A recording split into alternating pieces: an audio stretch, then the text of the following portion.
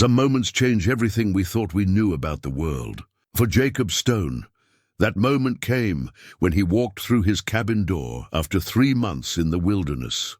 There sat his 8-year-old son beside a Cheyenne woman, her gentle voice helping him sound out words from a tattered book. Jacob had spent 15 years in these Colorado mountains, believing he could raise his boy alone, far from the complications of civilization. He'd built walls around their simple life, convinced that isolation meant safety.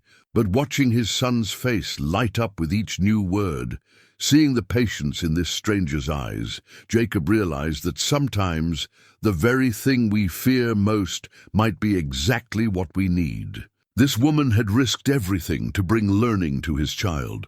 Now Jacob must decide if he'll let down the walls he's built or lose the chance to give his son something he never had himself. What happens when a man's deepest prejudices collide with a parent's love? Before we jump back in, tell us where you're tuning in from. And if this story touches you, make sure you're subscribed, because tomorrow I've saved something extra special for you. The hunting knife at Jacob's belt had belonged to his father, and his father's father before that.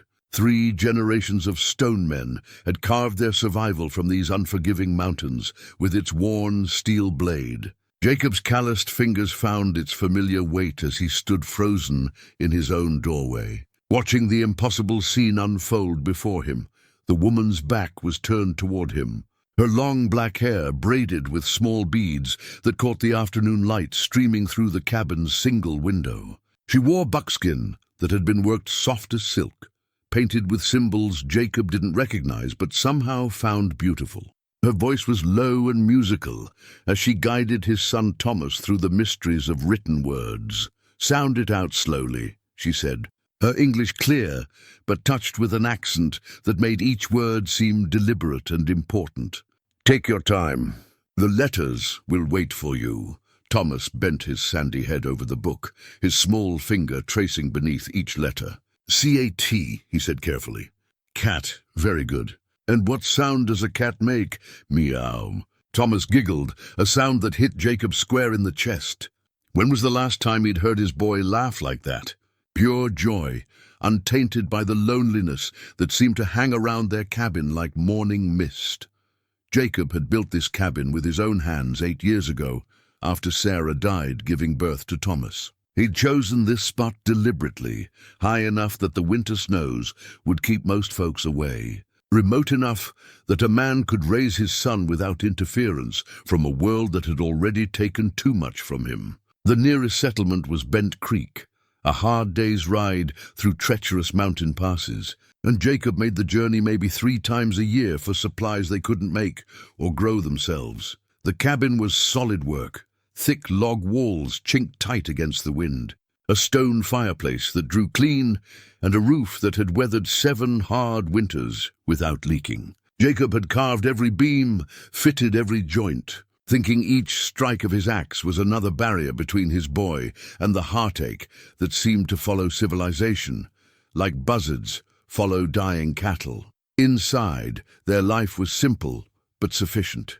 2 rope beds in the loft, a sturdy table Jacob had hewn from a single oak trunk, shelves that held their few precious possessions, Sarah's Bible, though Jacob couldn't read it, a tintype of Sarah holding newborn Thomas, his father's rifle that had never missed when it mattered. The cabin smelled of wood smoke and leather, of the herbs Jacob dried each fall, and the venison that hung in the cold cellar he'd dug into the hillside. But now, watching this stranger with his son, Jacob realized their simple life might not be enough. Thomas was 8 years old, curious as a raccoon, and lately he'd been asking questions Jacob couldn't answer.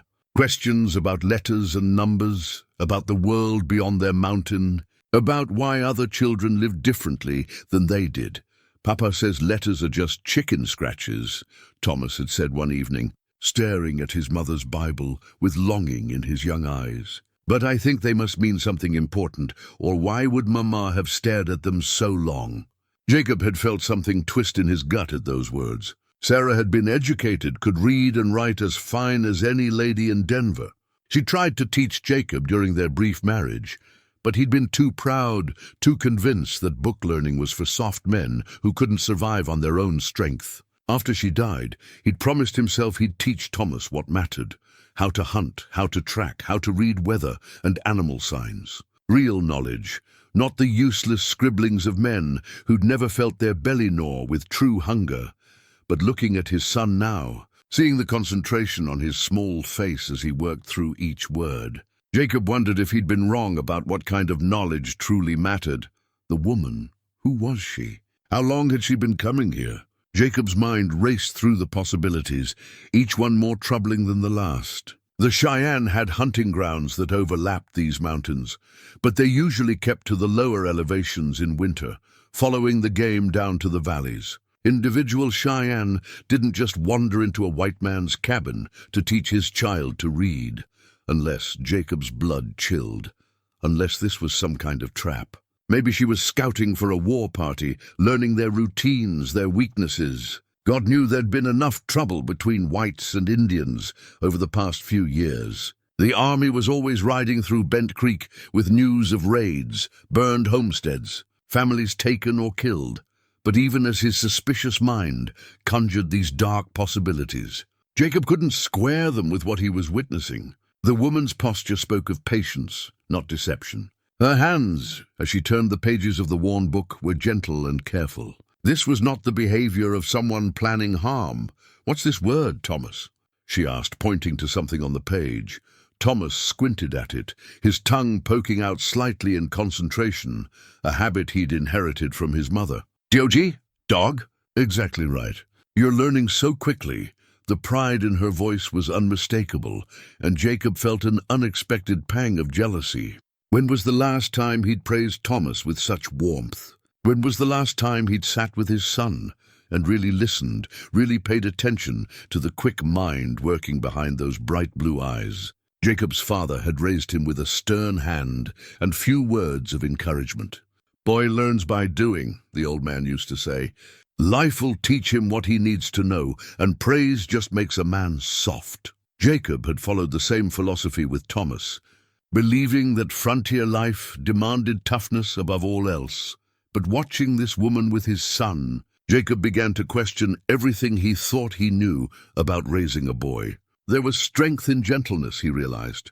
There was power in patience. This stranger was giving Thomas something Jacob had never thought to offer, the gift of feeling smart, capable, worthy of careful attention. The afternoon light was starting to fade, painting the cabin's interior in shades of gold and amber. Soon, Jacob would need to tend to his horse, unpack the supplies he'd brought back from his trapping run, prepare supper for himself and Thomas. But he couldn't bring himself to move from the doorway. Part of him was afraid that if he stepped forward, if he made his presence known, this magical scene would shatter like ice on a warm stone. He studied the woman more carefully, trying to read the story written in her posture, her clothes, her careful way of speaking.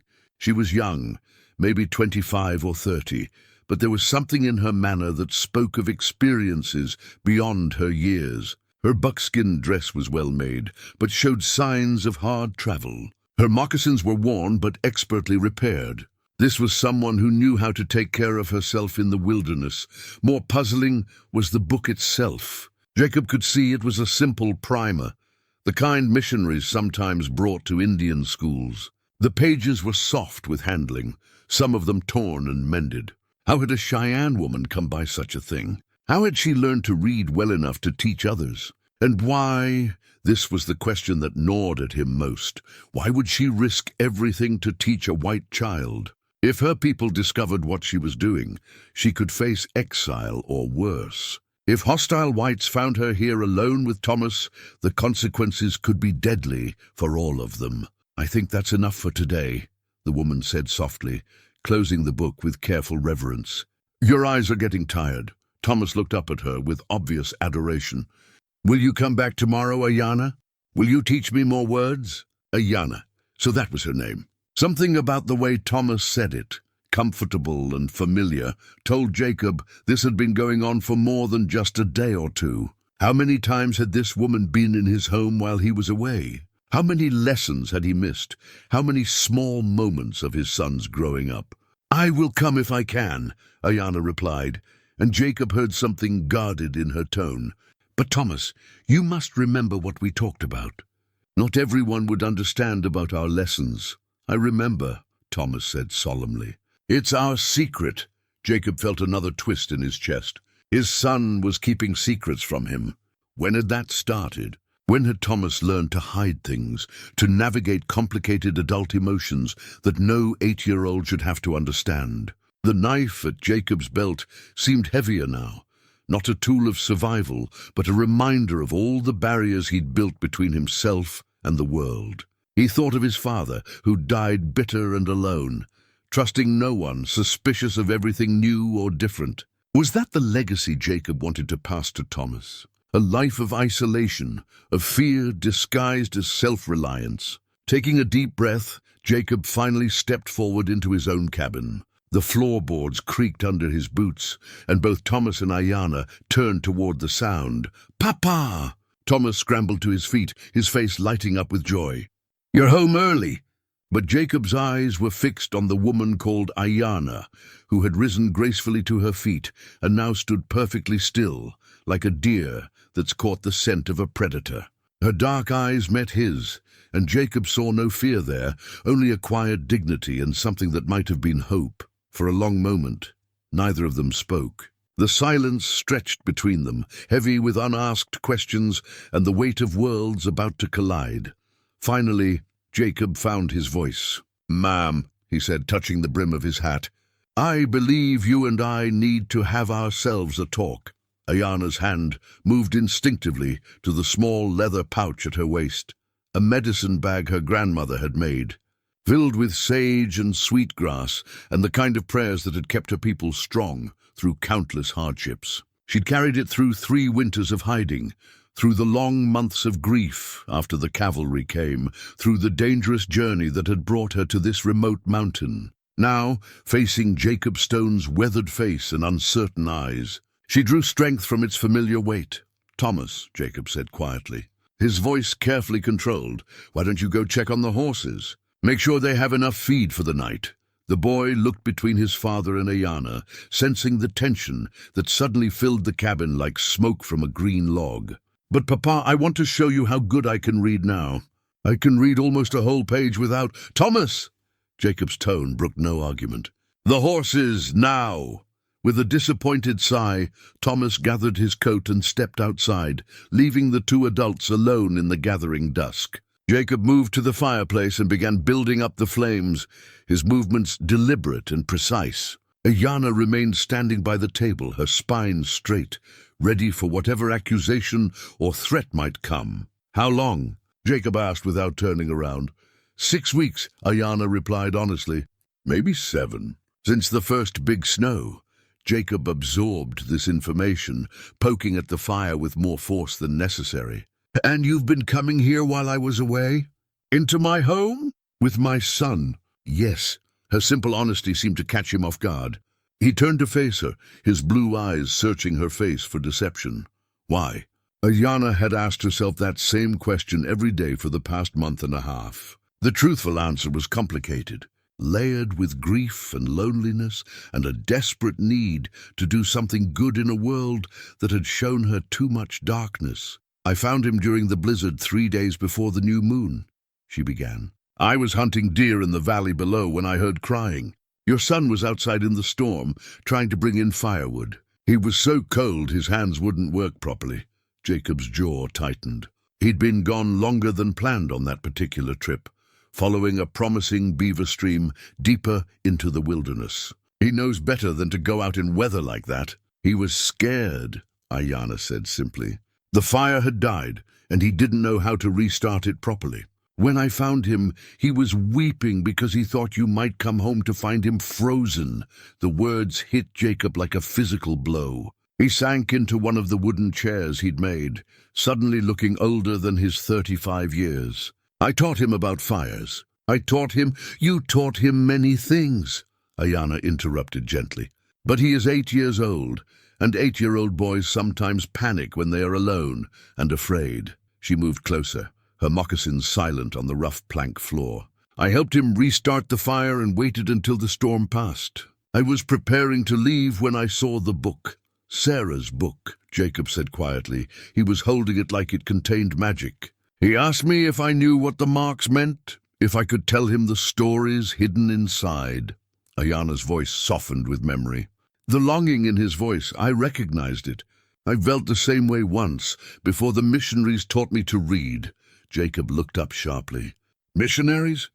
At the school in Colorado Springs. I was sent there when I was 12, after my parents died of the spotted fever. The white teachers said they would civilize me, make me into something better than what I was.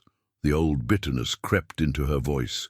They tried to take away my name, my language, my prayers. But they also gave me something precious, the ability to unlock the secrets in books. She pulled the worn primer from beneath her shawl, holding it like the treasure it had become.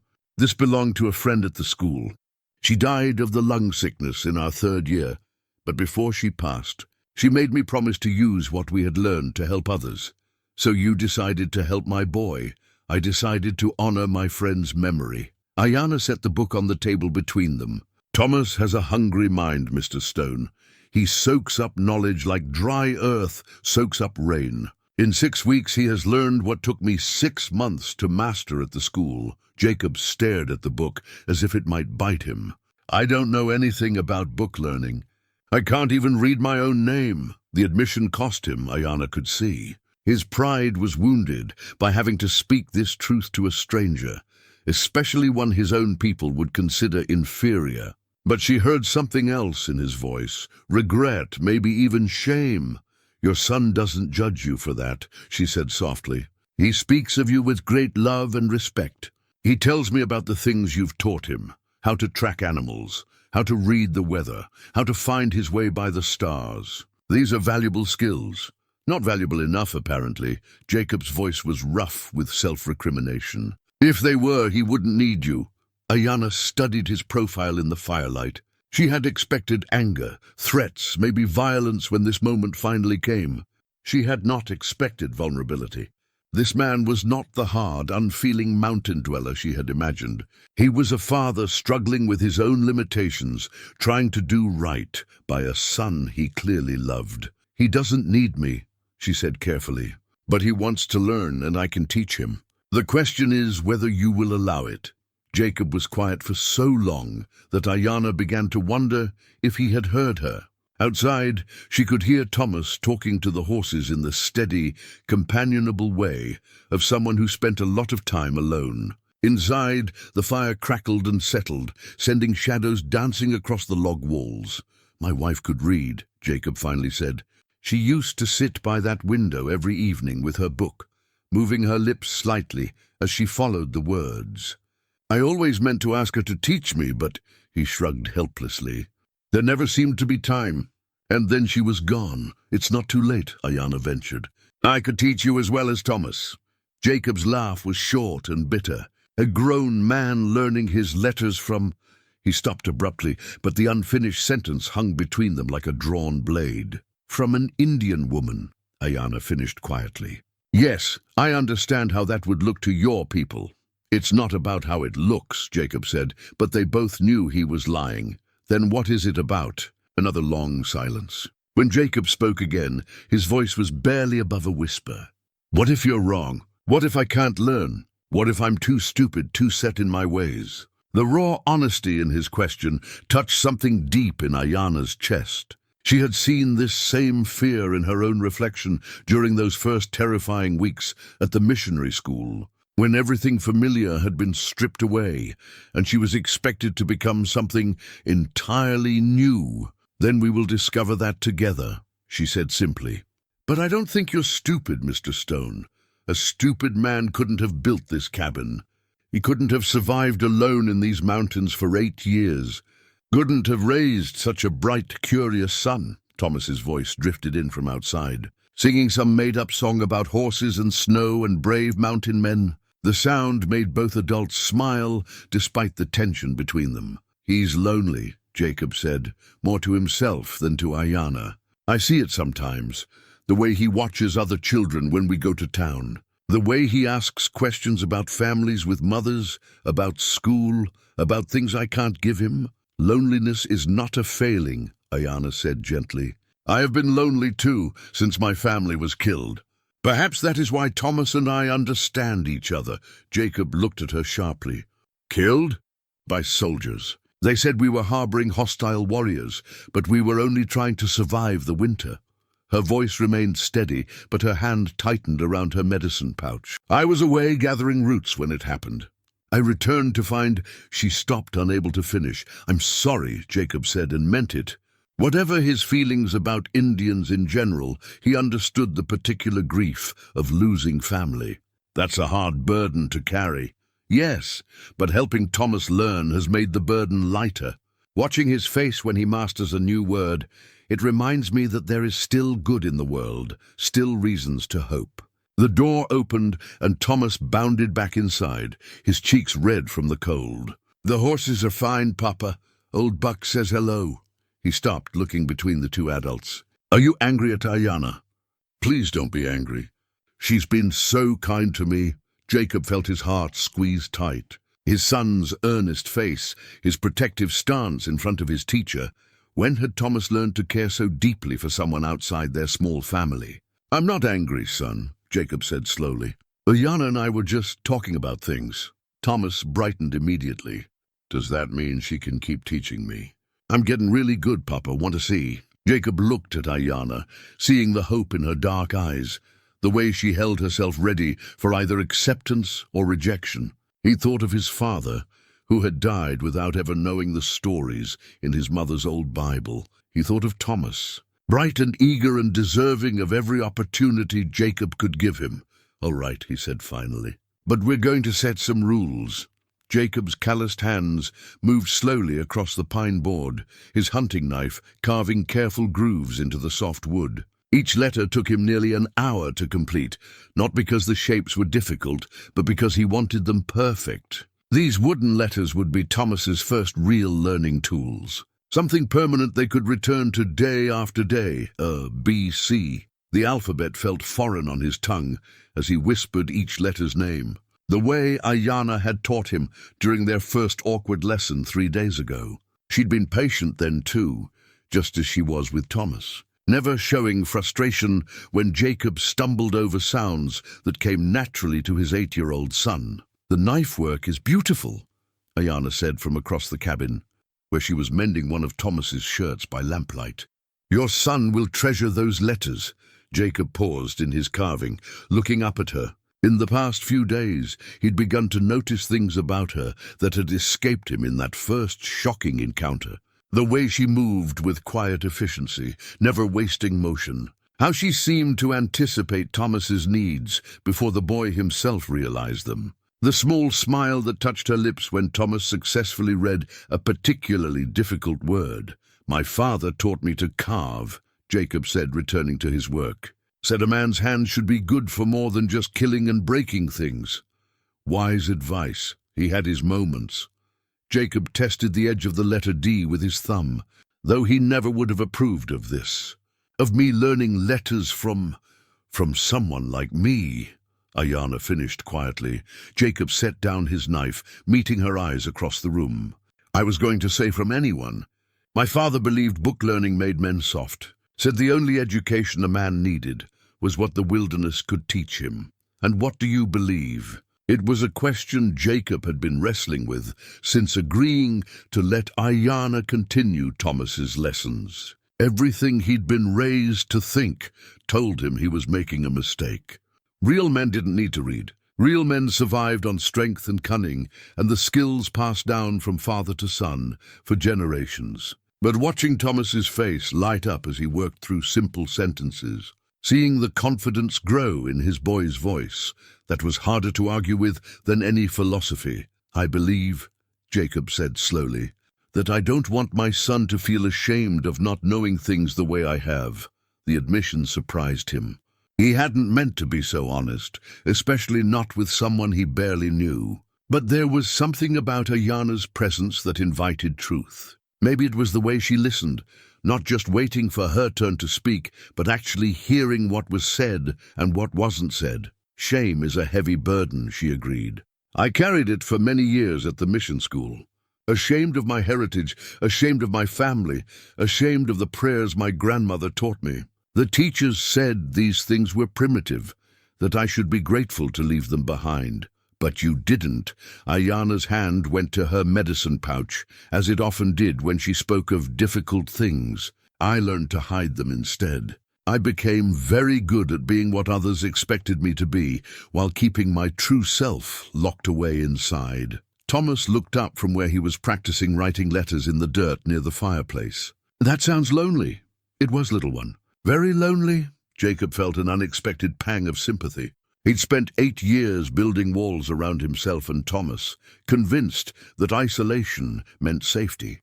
But what if it just meant loneliness? What if he'd been protecting his son from connections that could enrich their lives instead of endangering them? Why did you really come here? Jacob asked. And don't tell me it was just to honor your friend's memory. There are other children you could teach, closer to wherever you're hiding. Ayana was quiet for a long moment, her needle suspended above Thomas's shirt. When I heard Thomas crying in the storm, when I saw how frightened he was, it reminded me of myself at his age. Scared, alone, desperate for someone to care whether I lived or died. You weren't alone. You had your people. I had people who shared my blood, Ayana corrected. That's not the same thing. After my parents died, I was passed from relative to relative, like an unwanted burden. No one was cruel, but no one truly wanted me either. When the Indian agent came to collect children for the school, my uncle practically pushed me forward. Jacob winced. He'd heard stories about the government schools, though he'd never paid much attention. Now, looking at Ayana's face, he wondered what other stories he'd dismissed simply because they didn't concern white folks. Thomas is wanted, Jacob said firmly. He's loved, I know. I can see it in everything you've built here, in the way you talk to him, in the care you take with those letters you're carving. Ayana's voice was soft with something that might have been envy. He's lucky to have a father who loves him so much, lucky to have a teacher who's willing to risk everything to help him learn, Jacob replied. The words hung in the air between them, heavy with implication. They both knew the risks involved in their arrangement. If the wrong people discovered Ayana here, if rumors spread in Bent Creek, if her own people decided she was betraying them by helping a white family, the consequences could be deadly for all of them. Papa, Thomas said suddenly, when I learn to read really good, will you let me read Mama's Bible?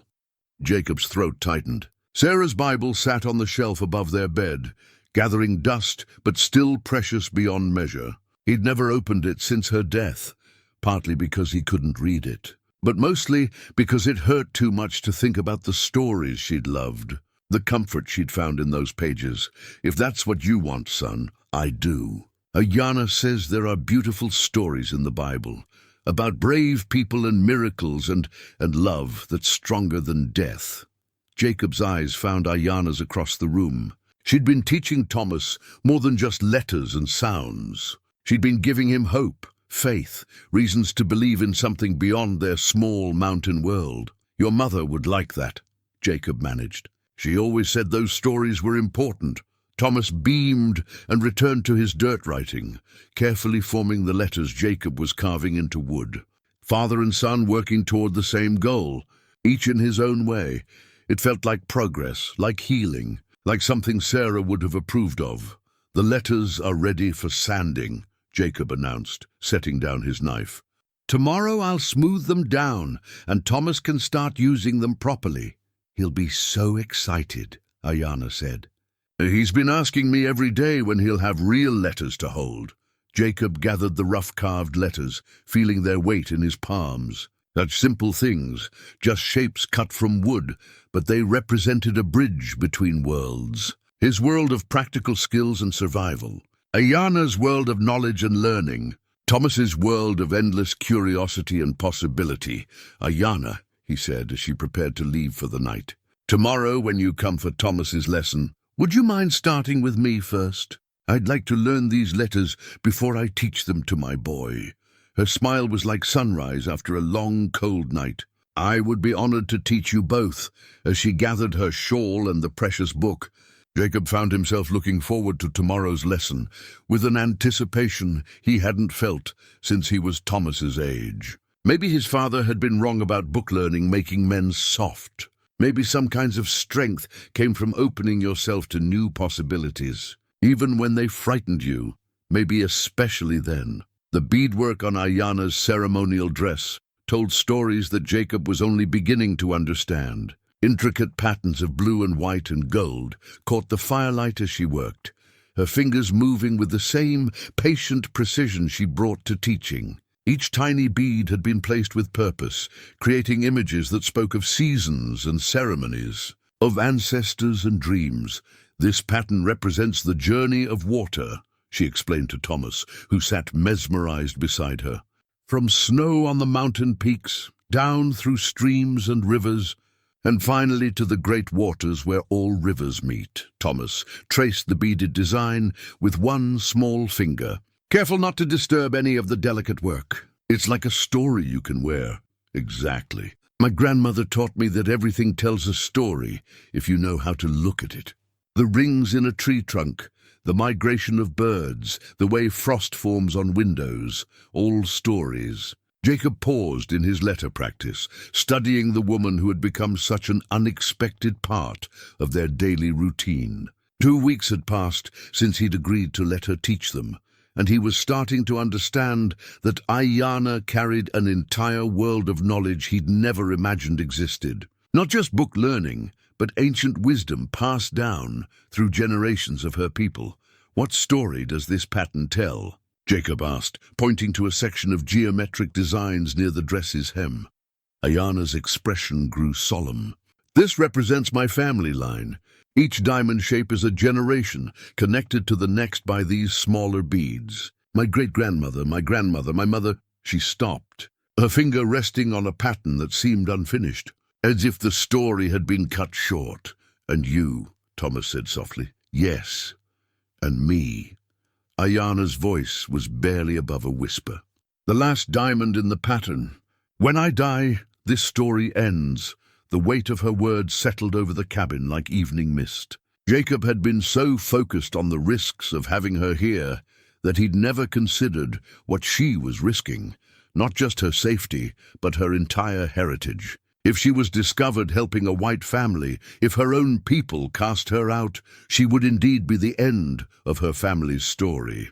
"That's not true," Thomas said with the fierce certainty of childhood. "You're teaching us your stories. Papa's learning to read, and I'm learning about patterns and water journeys and lots of things. We're part of your story now." Ayanna's eyes glistened in the lamplight. "You have a wise son, Mr. Stone." "Gets that from his mother," Jacob said, but he felt a warm pride at Thomas's words. The boy was right in his innocent way.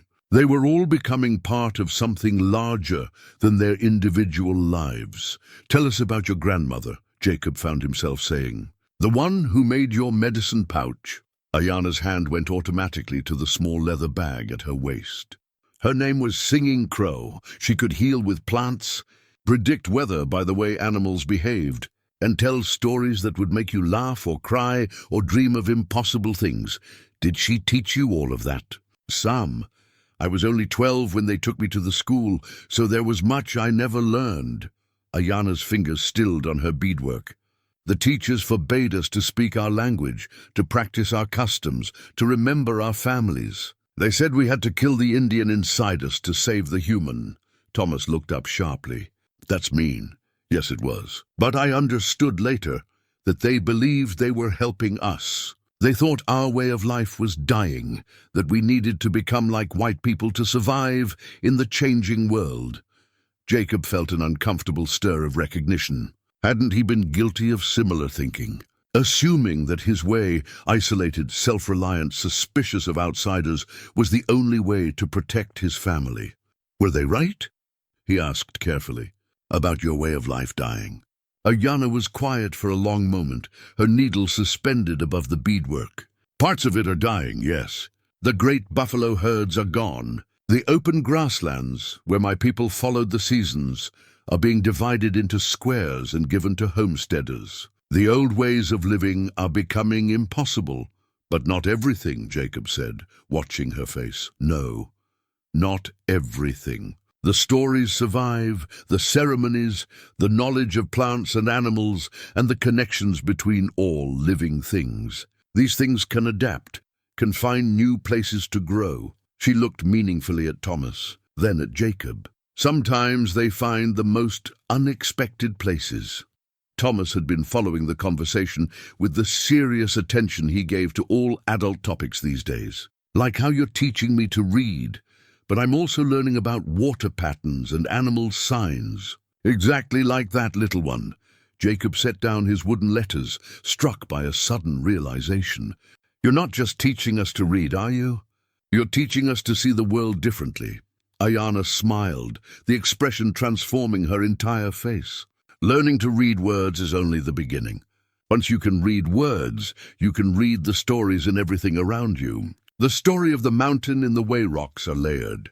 The story of a deer in the tracks it leaves. The story of a person in the way they move, the way they speak, the way they choose to live, the way they choose to trust, Jacob added quietly. Their eyes met across the warm cabin, and Jacob felt something shift between them. What had started as a practical arrangement, her teaching, his grudging acceptance, was becoming something deeper. Not just education, but connection.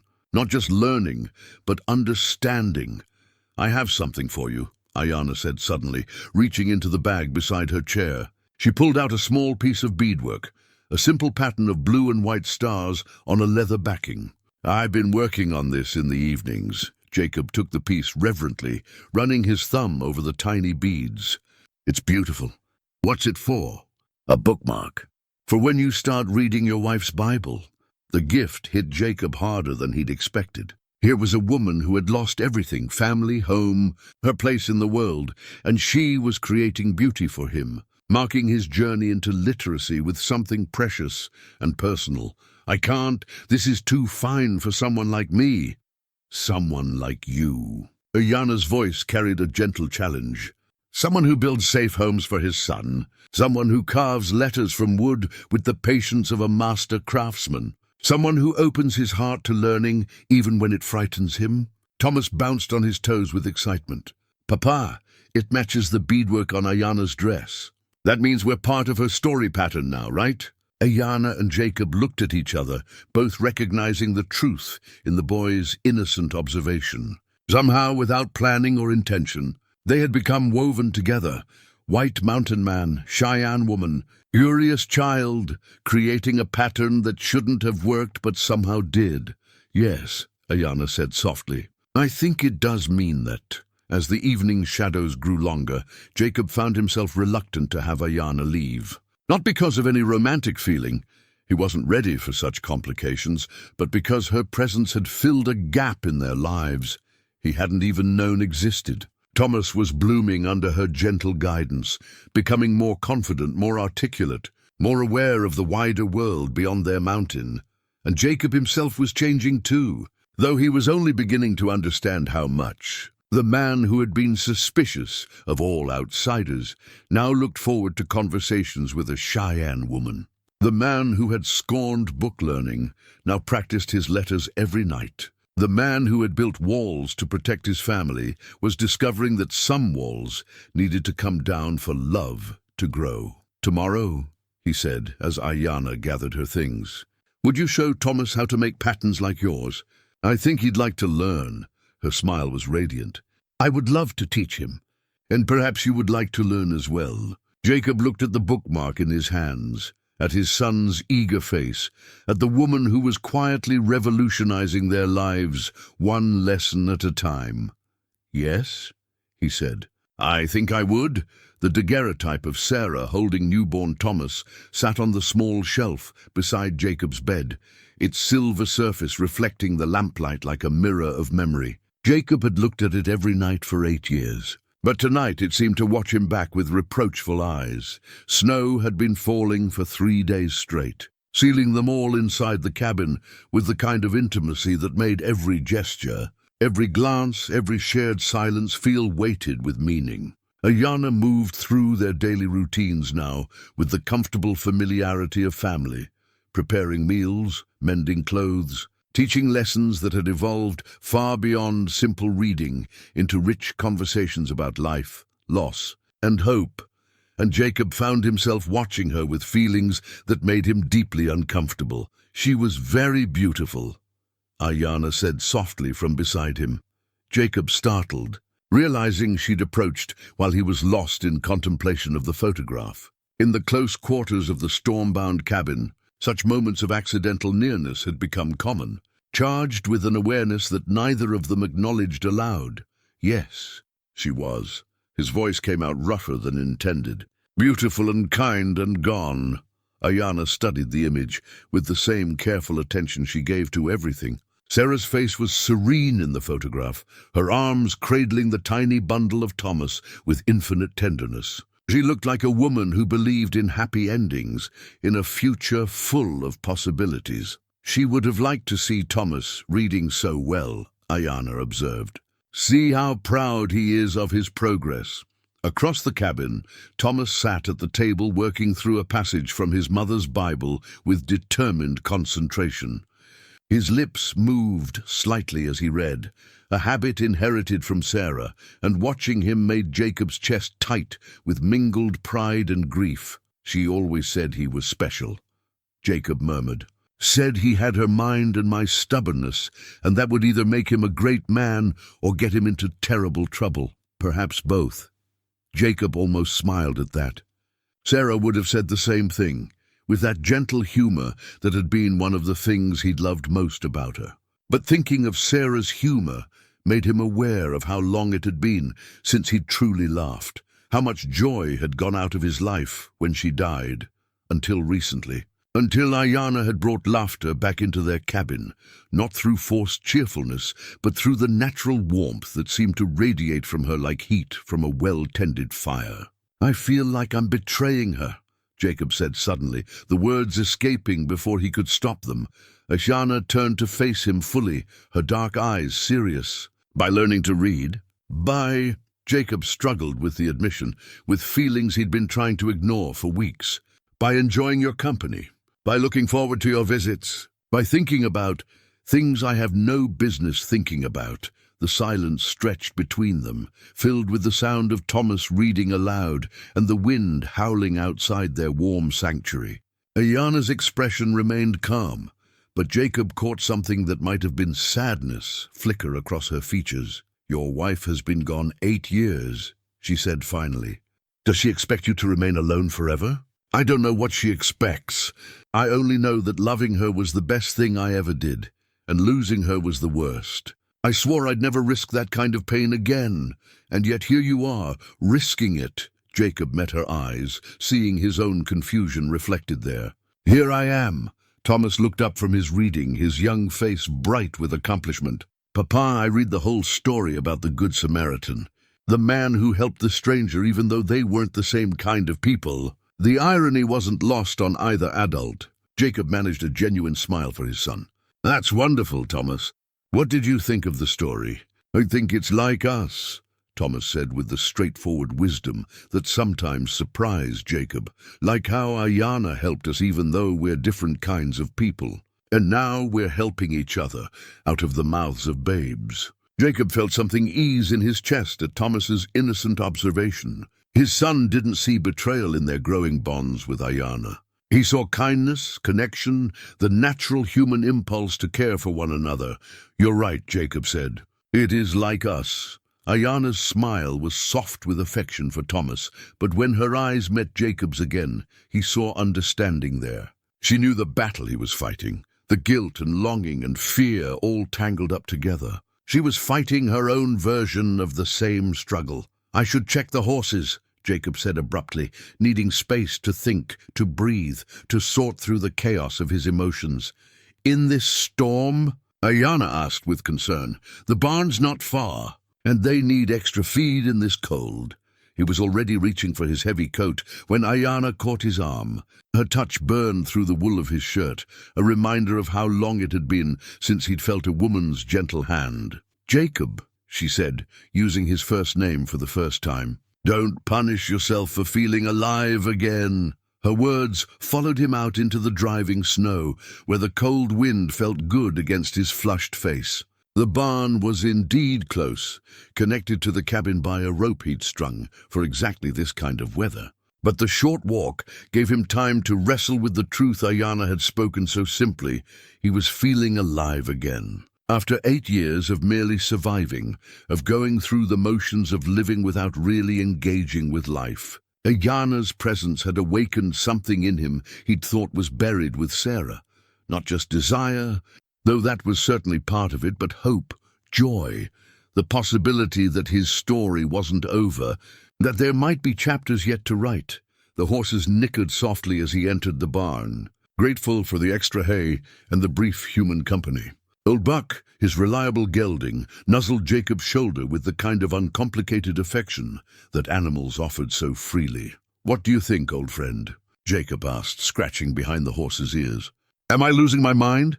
Buck had no answers, but his steady presence was comforting. Jacob took his time with the evening chores, checking water supplies, adjusting blankets, making sure his animals would be warm through the night. Simple, practical tasks that usually brought him peace. But tonight, his mind kept drifting back to the cabin, to the woman who had somehow become essential to their daily happiness, to the photograph of Sarah that seemed to be asking questions he wasn't ready to answer.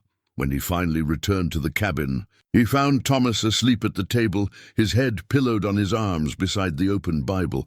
Ayanna sat nearby, working on her beadwork by lamplight, her presence watchful and protective. "He tried to wait for you," she said softly. "But the storm makes everyone sleepy." Jacob lifted his son gently, carrying him to the loft bed they shared. Thomas stirred slightly but didn't wake, exhausted by the day's lessons and the warm security of their snowbound haven. When Jacob climbed back down the ladder, he found Ayanna banking the fire for the night, her movements efficient and domestic. She'd been staying later each evening as the winter deepened, sometimes not leaving until well after dark. Tonight, with the storm raging, he wondered if she should leave at all. "The snow's getting worse," he said. "Maybe you should stay tonight. The spare blankets are clean, and you could sleep by the fire." Ayanna paused in her work, considering. "That would be proper." Jacob almost laughed at the question.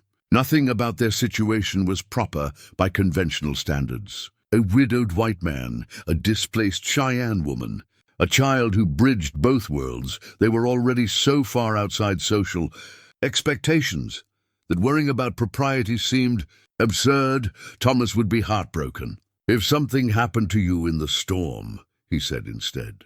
We need you safe," she nodded slowly. "Then yes, I will stay." "Thank you." As they prepared separate sleeping spaces, Ayanna near the hearth, Jacob in the loft beside Thomas, the intimacy of the arrangement felt both natural and terrifying.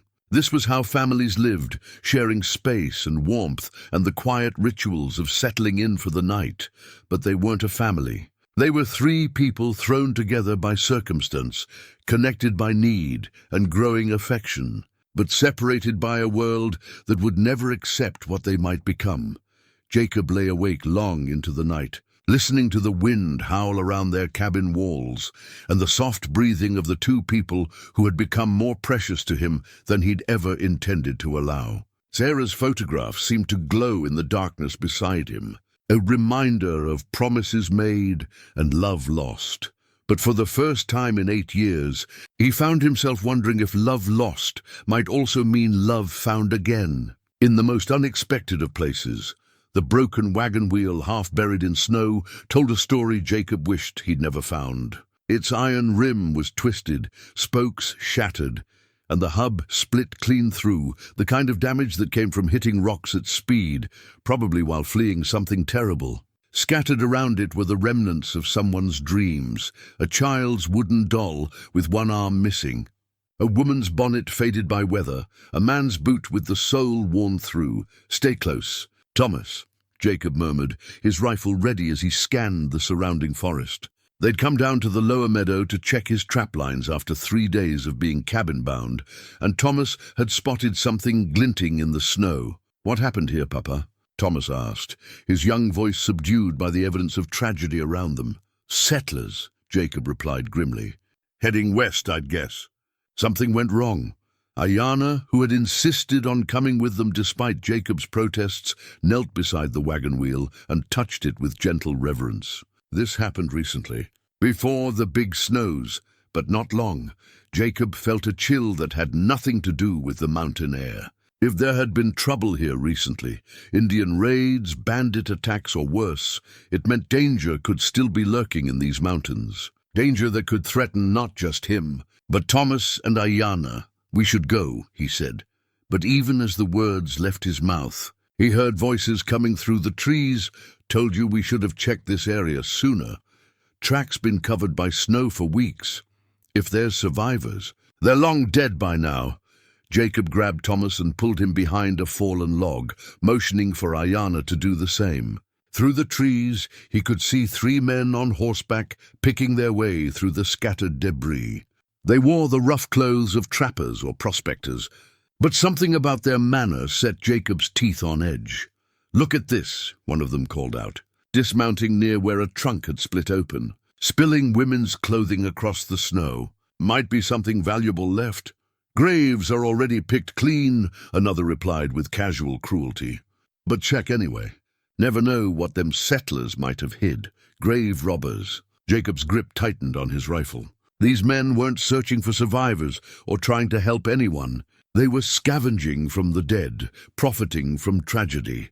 Thomas started to whisper a question, but Jacob pressed a finger to his lips, praying the boy would understand the need for absolute silence. Beside them, Ayanna had gone completely still, her hand moving instinctively to her medicine pouch. "Hey, Caleb," the third man called from near the trees. "Come look at this." Fresh tracks. Jacob's blood turned to ice. Their own tracks leading from the cabin. In his concern about the wagon wheel, he'd been careless, not thinking about covering their trail. The man called Caleb walked over to examine the prints, his face hard and calculating. 3 people. Man, woman, child by the size of them. Recent too, maybe this morning. Locals. Got to be. Nobody else would be stupid enough to be out here in winter. Caleb's eyes scanned the forest, and Jacob had the horrible feeling the man was looking right at their hiding spot. "Probably saw our smoke yesterday, came down to investigate. Think they saw anything? Don't matter what they saw. Matters what they might tell others." Caleb mounted his horse again, his hand resting on the pistol at his hip. "We find them, we make sure they don't talk about finding us here." The 3 men began following Jacob's trail back toward the cabin, and Jacob felt panic claw at his chest. These weren't just grave robbers, they were killers, and they were heading straight for his home. "Papa," Thomas breathed, barely audible. "Quiet, son. We're going to play a game. We're going to be invisible, like the deer when they hide from hunters." Jacob's mind raced through options. The men were mounted and armed, and they had a head start toward the cabin. Even if Jacob could circle around and get there first, he'd be outnumbered 3-1. And he had Thomas and Ayanna to protect. But Ayanna was already moving, slipping away from their hiding spot, with the silent grace of someone raised in the wilderness. Jacob caught her arm, shaking his head frantically, but she leaned close to whisper in his ear, "There's another trail to the cabin, longer but hidden. I can lead them away while you get Thomas to safety." "No," Jacob hissed. "We stay together." "Look at me," she said urgently, her dark eyes fierce with determination. "I know these mountains better than you think. I can lose them in the deadfall on the North Ridge, circle back after dark. Ayanna, your son needs his father alive, and I need to know you're both safe." She touched his face gently, a gesture so tender it made his heart break. "Trust me, Jacob Stone. I've been running from dangerous men for 3 years, before he could stop her." She was gone, moving through the trees with such skill that even Jacob lost sight of her within moments. Almost immediately, he heard her voice calling out from the wrong direction, away from where he and Thomas were hidden. "Help! Is someone there? I'm lost." The 3 men wheeled their horses toward the sound, taking the bait exactly as Ayanna had hoped. Jacob heard Caleb curse and shout orders to his companions. Sounds like a woman. Probably the one from the tracks. Could be a trap. Could be information. Either way, We need to find her before she finds whoever she's with. The sound of horses crashing through underbrush faded as the men pursued Ayana's voice deeper into the forest. Jacob waited until he was certain they were gone, then lifted Thomas and began the careful journey back to their cabin by a route that avoided the main trail. "Is Ayana going to be okay?" Thomas asked as they moved through the trees. Jacob's throat was tight with fear and admiration. "She's smart and strong and knows these mountains well. She'll be fine." But even as he said the words, he wasn't sure he believed them. The men they'd seen weren't just dangerous, they were desperate. Men who would rob graves and kill witnesses weren't likely to show mercy to a Cheyenne woman traveling alone. By the time they reached the cabin, Jacob's mind was made up. He settled Thomas inside with strict instructions to bar the door and not open it for anyone except Jacob or Ayana. Then he loaded his rifle, checked his pistol, and prepared to go after the woman who had become more important to him than his own safety. "Papa, don't go," Thomas pleaded. "Stay here where it's safe." Jacob knelt beside his son, seeing Sarah's eyes looking back at him with the same desperate love he'd seen 8 years ago when she'd begged him to be careful on a hunting trip. "Some things are worth the risk, son," he said quietly. "Some people are worth fighting for." As he stepped back into the cold mountain air, Jacob realized he was no longer the man who had built walls around his heart.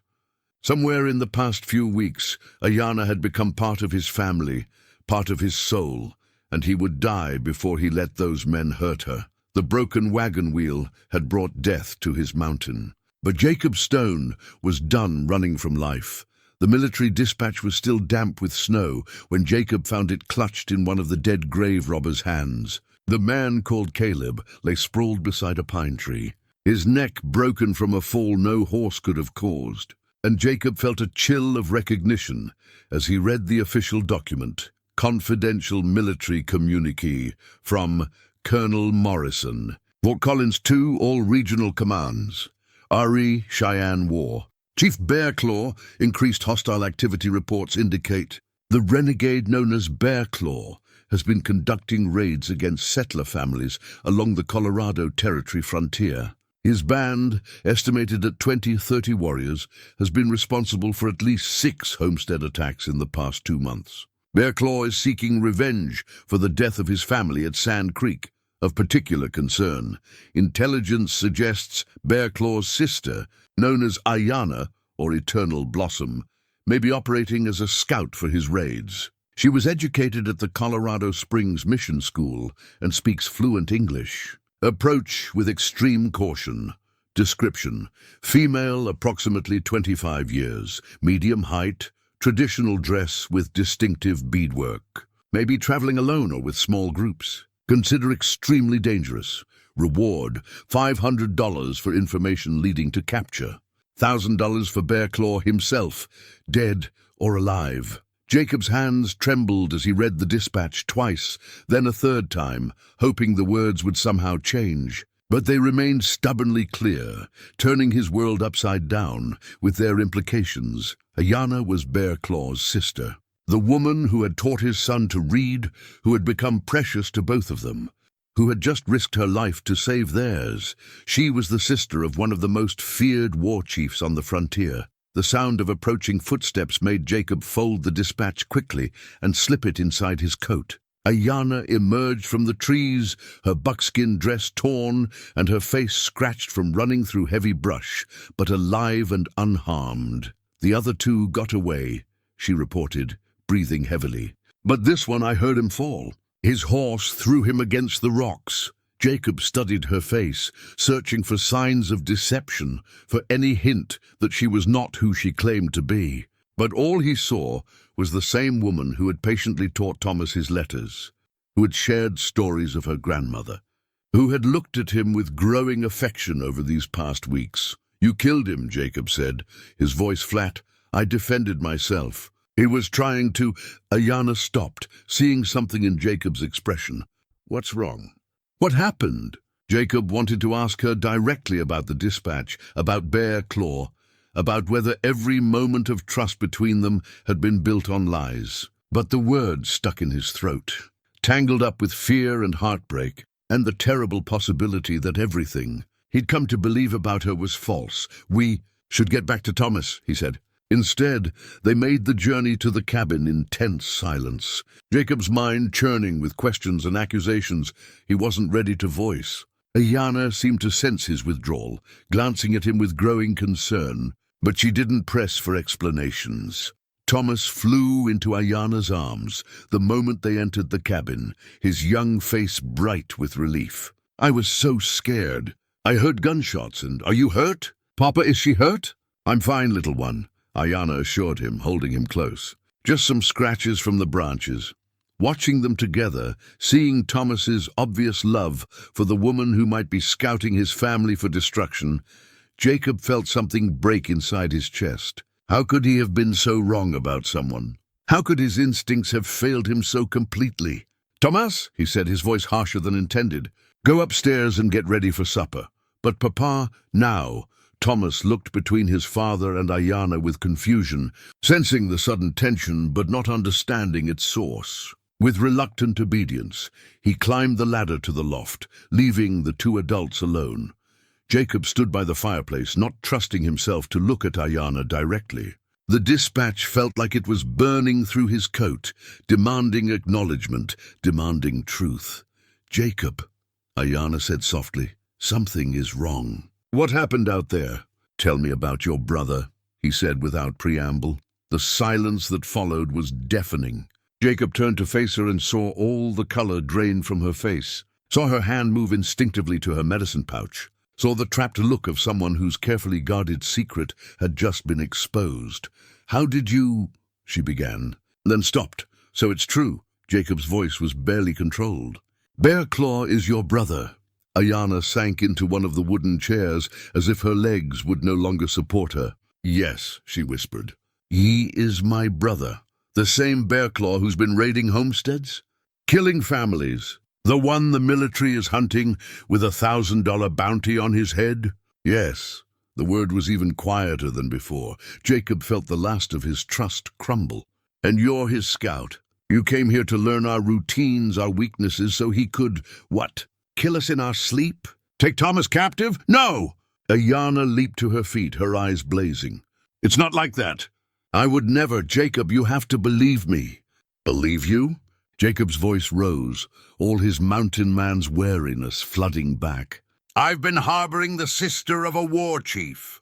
"Do you have any idea what that means? If the military finds out, if the townspeople in Bent Creek learn that I've been—" He stopped, unable to finish the sentence. "That you've been what? Teaching me to read? Letting me care for your son? Treating me like a human being instead of a savage?" Ayanna's voice carried 8 years of pain and isolation. "Yes, I know exactly what that means to your people." "Don't," Jacob warned. "Don't make this about my people versus your people. This is about lies. This is about you deceiving us, putting Thomas in danger. I never put Thomas in danger." Ayanna's composure finally cracked. "Everything I've told you about myself is true. I was at the mission school. My family was killed by soldiers. I've been alone and running for 3 years, running with your brother's war party. Running from my brother's war party." She shouted, then clapped her hand over her mouth as if shocked by her own volume.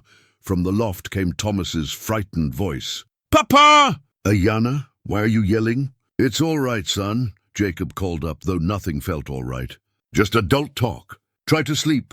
Ayanna had sunk back into the chair, her head in her hands. When she spoke again, her voice was broken. "You want the truth, Jacob Stone? Here is the truth. My brother has been consumed by grief and rage since Sand Creek. He blames all white people for our family's death, and he's determined to make them pay. And you support that?" "I understand it. There's a difference." She looked up, her eyes bright with unshed tears. "When the soldiers came to our winter camp, when they killed our grandmother and our cousins and children babies, Bear Claw lost more than family. He lost his soul." Jacob felt his anger waver, replaced by unwilling sympathy. He'd heard stories about Sand Creek, though he'd tried not to listen. Massacre, some called it. Justice, others claimed. "But you don't support the raids," he said, wanting to understand. "I've been trying to find him for 2 years, to talk him out of this path of revenge." I tracked his movements, followed the reports of his raids, always arriving too late. Ayana's voice grew steadier. That's how I ended up in these mountains. I followed rumors that he'd been seen in the high country, and instead you found us. Instead I found Thomas, crying in a snowstorm, needing help. She met Jacob's eyes directly. And everything changed. Jacob wanted to believe her. Every instinct that had grown to trust her over these weeks was crying out that she was telling the truth, that the woman who had taught his son with such patience and kindness couldn't be capable of the deception he feared.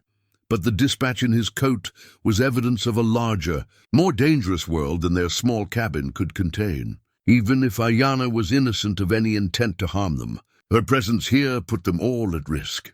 If Bearclaw finds out you're here, Jacob said slowly, if he discovers you've been helping a white family, he'll disown me or kill me. Yes, I know. And if the military finds out I've been sheltering his sister, they'll arrest you as a traitor. Or worse. Ayana's voice was steady now, resigned. I know that too. They stared at each other across the cabin that had become a sanctuary for all of them, both understanding that the outside world was closing in whether they wanted it or not. You have to leave, Jacob said finally, the words tearing at his heart. Tonight, before anyone else comes looking. I know, Ayana whispered. I've always known this day would come. From the loft, Thomas's voice drifted down. Ayana, will you read me a story before bed? Both adults closed their eyes, sharing the pain of what they were about to lose. Jacob's wedding ring had lived on his finger for 15 years, 8 with Sarah, 7 without her. The simple gold band had grown thin from wear, inscribed inside with words he'd never learned to read until Ayana taught him. Forever, my love, S. Now, as he worked it off his finger in the pre-dawn darkness, it felt like he was removing the last chain that bound him to the past. 3 hours had passed since Ayana had climbed to the loft to read Thomas one final bedtime story. Jacob had listened to her gentle voice carrying down the children's tale about a brave rabbit who learned to trust a fox, both of them knowing it was goodbye disguised as normalcy. When she'd climbed back down, her eyes had been red with suppressed tears. But her resolve was firm. She would leave at first light, disappear back into the mountains, take the danger she represented away from the family she'd come to love. It was the only way to keep Jacob and Thomas safe. But Jacob had spent those 3 sleepless hours staring at the ceiling, wrestling with a truth that cut deeper than any physical pain. Losing Ayana would destroy something precious in all their lives. Not just her teaching, not just her companionship, but the hope she'd brought back to his world, the possibility that love could bloom again, that trust could bridge any divide, that a broken family could be made whole. The ring slipped off his finger and lay heavy in his palm, catching the dying firelight like a fallen star. Such a small thing to carry so much weight, so much history.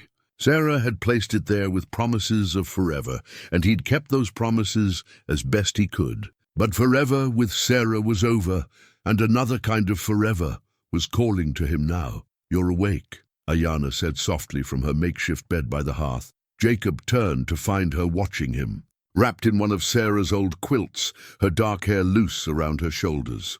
In the dim light, she looked younger, more vulnerable than the strong woman who had faced down armed grave robbers and killed to protect his family. Couldn't sleep, he admitted. Too much thinking.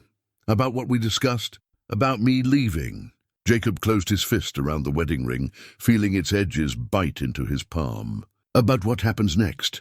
Ayana sat up, pulling the quilt around herself like armor. What happens next is that I disappear. You and Thomas go back to your life before I complicated everything. In time, he'll forget about reading lessons and focus on the important things you're teaching him, will he? Because I think you underestimate how much you've changed us. Jacob moved closer to the dying fire, needing its warmth. Thomas asked me yesterday if we were going to be a family, you, him, and me. He said it felt like we already were. The pain that crossed Ayana's face was visible even in the dim light. Children see what they want to see. They don't understand about the world's rules, about what's possible and what isn't. Maybe that's their strength. Jacob held up the ring so she could see it. This has been on my finger since I was 20 years old. I thought I'd die wearing it, thought being Sarah's husband was the only identity I'd ever have. Jacob, don't let me finish. His voice was quiet but firm. I loved my wife with everything I had. She was my first love, my only love, and when I lost her I thought that was the end of my story. But you've shown me something different. You've shown me that love doesn't end when someone dies. It changes, it grows, it finds new places to take root. Ayanna shook her head, tears glistening in her eyes. It doesn't matter what we feel. My brother is out there somewhere, probably getting closer every day. The military is hunting both of us now. Even if we wanted to try, what if we didn't run? The words surprised Jacob as much as they seemed to surprise Ayanna. But once spoken, they felt right, like a path he'd been walking toward without realizing it. What do you mean? She asked, cautiously. Jacob began pacing the small cabin, his mind working through possibilities he'd never considered before. Running means always looking over our shoulders, always afraid, always separated. What if instead we face this together? What if we found a way to make it work? Jacob, you're not thinking clearly. The risks. I've spent 8 years avoiding risk, keeping Thomas and myself isolated because I thought that meant safety. But you know what I learned these past few weeks? Safety isn't about hiding from the world. It's about having people you can count on, people worth fighting for. Ayanna stood, the quilt falling away from her shoulders. She wore the simple dress she'd arrived in that first day, but to Jacob, she looked like the most beautiful woman he'd ever seen, not because of her appearance, but because of her strength, her courage, her capacity to love despite everything the world had taken from her. Even if we could find a way to be together, she said desperately. What about Bearclaw? What about my brother who will never accept that I've chosen to love his enemies? Then we convince him otherwise. You don't know him, Jacob. The man I loved as a brother died at Sand Creek along with our family. What's left is rage and grief and a need for revenge that consumes everything else. Jacob moved closer to her, close enough to see the flecks of gold in her dark eyes, close enough to smell the sage and sweetgrass that always seemed to surround her. You said you've been tracking him for 2 years, trying to talk him out of his warpath. What if you had help? What if you had someone willing to stand with you, to face him together? He would kill you on sight, maybe, or maybe seeing you with someone who loves you. Seeing Thomas, a child caught between 2 worlds but belonging fully to both, maybe that would remind him of who he used to be. Hope flickered across Ayanna's features before fear smothered it again. It's too dangerous. I won't risk your lives on a possibility. And I won't let you walk away because we're afraid of possibilities. Jacob took her hands in his, feeling how cold they were, how she trembled despite her outward composure. Ayanna, these past weeks with you have been the happiest Thomas and I have known since Sarah died. Not just because you taught us to read, but because you made us feel like a family again. Jacob, I love you, he said simply, the words carrying the weight of absolute truth. I didn't plan to, didn't want to, fought against it with everything I had. But I love you, and I think you love me too. Tears spilled down her cheeks, but she didn't pull away. Of course I love you. Both of you. But love isn't always enough. It's a start, though. It's something to build on, something worth fighting for. Jacob lifted her hands to his lips, pressing gentle kisses to her knuckles. Stay, help me figure out how to make this work. Help me find your brother and see if there's any part of him left that can be reached. From the loft came a small voice. Papa, is everything all right? Jacob and Ayanna looked up to see Thomas peering down at them, his young face serious with the wisdom that came from being raised in an adult world full of dangerous complications. Come down, son, Jacob said quietly. There's something we need to talk about. Thomas climbed down the ladder in his nightshirt, his sandy hair standing up at odd angles.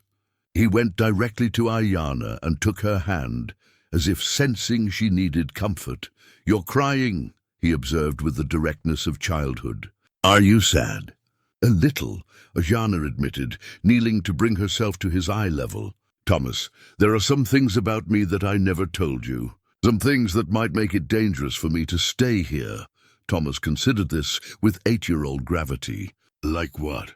Jacob watched as Ayanna struggled with how much truth to share with the child. How to explain the complexities of war and family and divided loyalties to someone who saw the world in clearer terms than any adult. "My brother is angry at white people," she said finally. "Very angry. And some white people are angry at him. If they find out I'm here, they might hurt all of us, so you have to leave. I think it would be safer." Thomas was quiet for a long moment, his small hand still clasped in Ayanna's larger one. When he spoke, his words came with the devastating honesty that children wielded like weapons of truth. When Mama died, Papa was angry too. Angry at God, angry at the sickness, angry at everything. And you know what happened? "What happened?" Ayanna asked gently. "We got smaller and smaller. Baba stopped talking to people in town, stopped going to church, stopped doing anything except work and worry. We came up here to hide, and we got so small that sometimes I felt like we might disappear completely." Jacob felt his throat tighten. He'd never realized that Thomas had seen their isolation so clearly, had understood the cost of his father's protective fear. "But then you came," Thomas continued, "and we started getting bigger again. Papa laughs now and talks to you about important things. And I'm learning to read stories that make the whole world feel bigger and more wonderful." He looked between the two adults with earnest determination. "If you leave, we'll get small again, all of us. Even you." The simple truth of it hit both Jacob and Ayanna like a physical blow. This child, who had been raised on the edges of a harsh world, understood something that the adults had been too frightened to acknowledge. Isolation wasn't protection. It was just another kind of death. "What do you think we should do?" Jacob asked his son. Thomas didn't hesitate. "I think we should be brave. I think we should stay together and figure out how to make the angry people not angry anymore." He looked at Ayanna with absolute faith. "And I think your brother might not be as angry as you think if he met us and saw how much we love each other." Jacob felt the last of his resistance crumble. Out of the mouths of babes came wisdom that adults spent years trying to rediscover. His son was right. They belonged together, whatever the cost, whatever the risk. He opened his palm and showed them both the wedding ring that had bound him to the past. Then, with deliberate ceremony, he set it on the mantelpiece beside Sarah's photograph. "Then we stay together," he said. "And tomorrow we start figuring out how to find Bear Claw." The peace pipe was older than memory, carved from red stone by Bear Claw's great-grandfather and passed down through generations of war chiefs and medicine men. Ayanna held it with trembling hands as her brother and 5 mounted warriors emerged from the tree line like spirits materializing from smoke. The sacred pipe represented their last hope for avoiding bloodshed, their final chance to bridge 2 worlds that seemed destined for war. "Sister," Bear Claw's voice carried across the clearing like winter wind, cold, hard, stripped of the warmth she remembered from their childhood. He sat tall on his war pony, his face painted with symbols of grief and rage, his eyes holding no recognition of the woman who had once braided flowers in his hair and sung him to sleep with their grandmother's lullabies. Jacob stood beside her, his rifle within easy reach, but deliberately not in his hands. Behind them, Thomas pressed close to his father's leg, trying to be brave despite the fear that radiated from his small body. The boy had insisted on being present for this confrontation, arguing with the fierce logic of childhood that families face danger together. "My brother," Ayanna replied in Cheyenne, her voice steady despite the terror clawing at her chest. "I have been looking for you." "Looking for me?" Bear Claw's laugh was bitter as winter bark. "Or leading the white soldiers to me. I know you have been living among them, sister. I know you have forgotten the blood of our people." The warriors behind him shifted restlessly, their weapons ready, their eyes fixed on Jacob with the particular hatred reserved for the enemies who had stolen their land and slaughtered their families. Ayanna could feel the violence crackling in the air like lightning before a storm. "I have forgotten nothing," she said, switching to English so Jacob could understand. "I remember our grandmother's songs, our mother's laughter, the way our father taught us to read The Flight of Eagles." But I also remember what you have forgotten, that our people were taught to show mercy, to protect the innocent, to see the humanity in all of creation. Bear Claw's war pony danced sideways, responding to his rider's tension. Humanity, his English was rough but clear, learned in the same mission school that had taught Ayana. Where was humanity when the soldiers came to Sand Creek? Where was mercy when they killed our babies, our elders, our women heavy with child? Jacob stepped forward slightly, his movement careful and non-threatening. I wasn't there, he said quietly. I didn't kill your family, and neither did my son. Your son? Bear Claw's gaze shifted to Thomas, and something flickered in his dark eyes. Surprise, perhaps, or recognition of something unexpected. This white child lives in my sister's heart. Yes, Ayana said simply, as she lives in his. As his father lives in mine. The admission hung between them like a bridge spanning an impossible chasm. Bear Claw studied Jacob's weathered face, seeing perhaps the same gentleness that had won Ayana's trust, the same strength that had built a safe haven in these harsh mountains. You love this white man, Bear Claw said, his voice filled with something that might have been grief.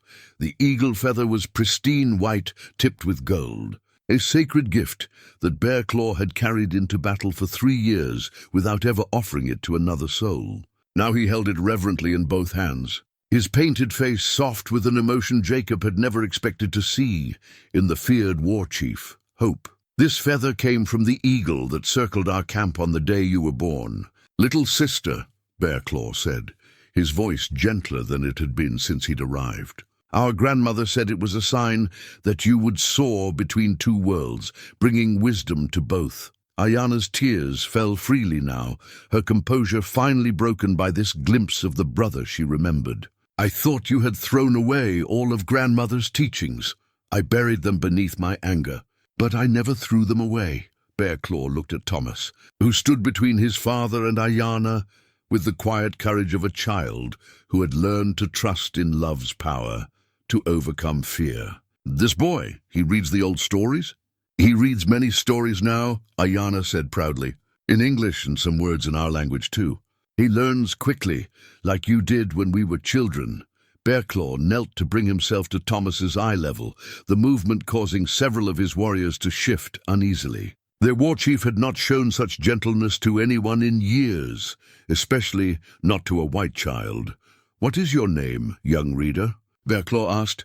Thomas Stone, the boy replied without hesitation. But Ayana calls me little brother sometimes. Something profound shifted in Bear Claw's expression at those words. Little brother, he repeated softly. She called me that once, when I was not much older than you. Jacob watched this interaction with growing amazement. The man who had terrorized the frontier for 3 years, who had burned homesteads and taken countless lives in his quest for revenge, was being disarmed by an 8-year-old boy's innocent acceptance of love, transcending racial boundaries. Would you like to learn about this feather? Bear Claw asked Thomas, holding up the sacred object. Would you like to hear the story your sister learned when she was your age? Thomas nodded eagerly, settling cross-legged on the ground as Bear Claw began to speak in the rhythmic cadence of traditional storytelling. The eagle sees all things from his place in the sky, Bear Claw began, his voice taking on the ceremonial tone their grandmother had used.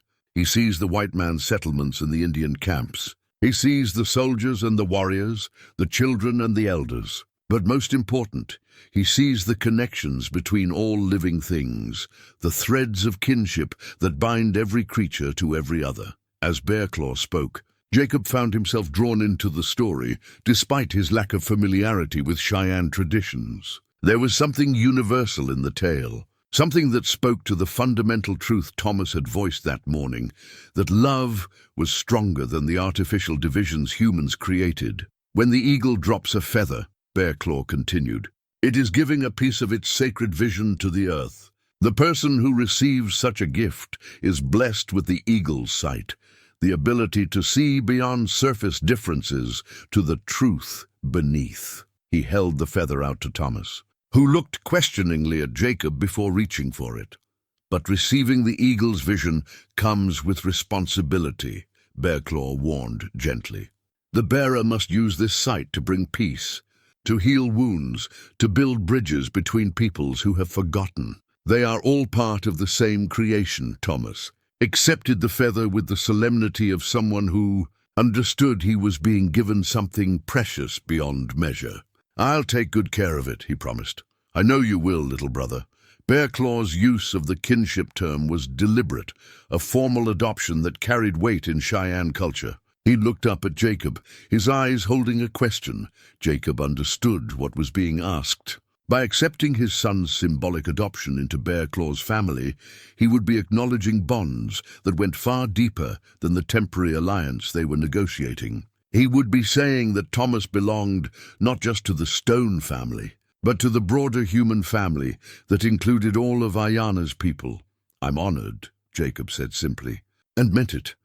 Bearclaw stood, his attention turning to one of his warriors who had remained silent throughout the exchange. "Yellow Hawk, ride to the other bands. Tell them Bearclaw has made peace with his sister's chosen family. Any who wish to continue the warpath must find another leader." The warrior's face showed surprise and concern. "And if they ask why you have abandoned the path of vengeance?" Bearclaw looked at Ayana, at Jacob, at Thomas carefully holding his eagle feather, and Jacob saw the exact moment when the war chief's transformation became complete. "Tell them I remembered what our grandmothers taught us," Bearclaw said, "that some things are more powerful than hatred. Tell them I found my sister again, and through her eyes I saw that not all white people are our enemies. Some are capable of love that crosses all boundaries." He turned back to Ayana, his voice thick with emotion. "Will you forgive me, sister, for the years I spent choosing anger over wisdom? For the pain I caused our people by leading them down a path that could only end in more death?" Ayana threw her arms around her brother, both of them weeping for the lost years, the unnecessary suffering, the walls that pride and grief had built between them. "There is nothing to forgive," she whispered. "There is only love, and the chance to build something better from what remains." Jacob felt his own throat tighten as he watched the reunion he had never dared to hope for. Thomas stepped close to his father, still clutching his eagle feather, his young face bright with the joy of witnessing love's triumph over hatred. "Papa," Thomas whispered, "we're all family now, aren't we?" Jacob looked at his son, at the woman he loved, at the brother who had chosen peace over vengeance, and felt his heart expand to encompass possibilities he had never imagined. "Yes, son," he said, his voice rough with gratitude. "We're all family now." The schoolhouse stood in the meadow where they had once found the broken wagon wheel, its log walls golden in the spring sunshine and its roof gleaming with fresh cedar shingles. Jacob had insisted on building it there, on ground that had witnessed tragedy, as a symbol of hope growing from loss. Bearclaw had helped him raise the walls, their combined labor-healing wounds that words alone could never mend. "Mama would have loved this," Thomas said, as he arranged wooden letters on the small desks Jacob had crafted through the winter months. At 10 years old now, he moved with the quiet confidence of a child who had never doubted his place in a world that embraced him completely. Ayana looked up from where she was, organizing the precious books they had accumulated, donations from sympathetic families in Bent Creek, gifts from the mission school where she had once been a reluctant student, treasures discovered in abandoned homesteads. Her smile was radiant with contentment. "She would have been proud of what we've built here," Ayana agreed, her hand resting on the slight curve of her belly where their second child grew. "A place where all children can learn together, regardless of the color of their skin or the language of their grandparents." Jacob paused in his work, hanging the last of the teaching slates, overwhelmed by the simple miracle of this moment. 2 years had passed since that morning when he'd found Ayana teaching Thomas to read. 2 years of challenges and changes that had transformed not just their small family, but the entire community around them. The schoolhouse now served children from 3 different worlds. White settler families who had overcome their initial suspicions, Cheyenne families from Bearclaw's band who had chosen the path of peace, and the growing number of mixed families like their own. Each morning brought a mixture of languages and traditions that somehow blended into a harmony more beautiful than any single voice could create alone. "The Martinez children will be here soon," Thomas announced, checking the position of the sun through the window. "And Running Deer said she would bring her little sister today for the first time." Jacob felt the familiar warmth of pride as he watched his son, no longer just his son, but brother to children from multiple tribes and cultures, prepare for another day of learning and teaching. Thomas had inherited Ayana's gift for education, often helping the younger students with their letters while mastering increasingly complex texts himself. The sound of approaching horses drew their attention to the window. Bearclaw rode at the head of a small group, his war paint replaced by the simple dress of a man at peace with his choices. Behind him rode several families, children chattering with excitement as they approached their school. Uncle Bearclaw brought more students, Thomas observed with satisfaction. Jacob smiled at his son's casual use of the kinship term. In the beginning, he had worried about Thomas's easy acceptance of such a complicated family structure. Now he understood that children were often wiser than adults about the things that truly mattered: love, acceptance, the willingness to see beyond surface differences to the heart beneath. Bearclaw dismounted and approached the schoolhouse. His weathered face creased with a smile that had become more frequent as the months passed. "Good morning, sister, brother, nephew." "Good morning," they replied in unison, the ritual greeting that started each school day. "I bring news from the territorial capital," Bearclaw announced, producing an official-looking document from his saddlebag. "The governor has formally recognized our school and authorized funding for supplies and teacher training," Ayana gasped, taking the document with trembling hands. "Official recognition? That means no one can close us down for teaching Indian children alongside white children," Jacob finished, his voice thick with emotion. "That means what we've built here has a future." The journey to this moment had not been easy. There had been opposition from some settlers who saw the integration as dangerous, criticism from tribal members who viewed cooperation with whites as betrayal, and bureaucratic obstacles that had seemed insurmountable. But they had persevered, supported by an ever-growing circle of families who believed in their vision of education transcending racial boundaries. "There's more," Bearclaw continued. "The Territorial Education Committee wants to use our school as a model for other regions. They're asking Ayana to train other teachers in our methods." Jacob looked at his wife. They had married the previous spring in a ceremony that blended Cheyenne traditions with Christian vows, and saw the same mixture of excitement and trepidation he felt. Success brought new opportunities, but also new responsibilities and challenges. "What do you think?" he asked her. Ayana's hand moved to her belly, then to Thomas's shoulder, encompassing all the life they had created together.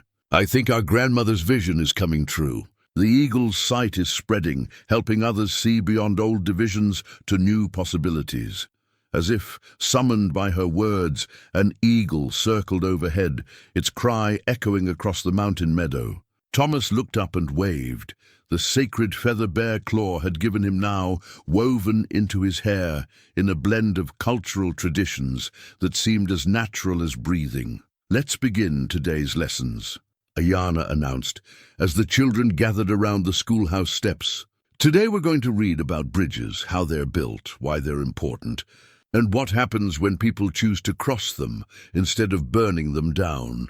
Jacob watched his expanding family settle into the rhythm of learning, each child contributing their unique perspective to the day's discussions. The broken wagon wheels still lay partially visible in the tall grass beyond the school, a reminder of dreams destroyed by hatred and fear. But rising above it was this new structure they had built together, a testament to the power of love to create something beautiful from the fragments of loss. As the morning progressed and young voices rose in recitation and discussion, Jacob reflected on the long journey that had brought them to this moment. He had been a man afraid of change, convinced that isolation meant safety, suspicious of anyone different from himself. Now he was part of something larger and more wonderful than he had ever imagined possible. A family, a community, a vision of what the world could become when people chose understanding over fear. Some moments change everything we thought we knew about the world. For Jacob Stone, that moment had come when he walked through his cabin door to find a Cheyenne woman teaching his son to read. Now watching that same woman guide a classroom full of children from multiple cultures toward a shared future, he understood that the best changes were the ones that seemed impossible until they became inevitable. The eagle circled once more and flew toward the distant peaks, carrying with it the promise that some stories never truly end. They simply grow into something larger than anyone dared to dream.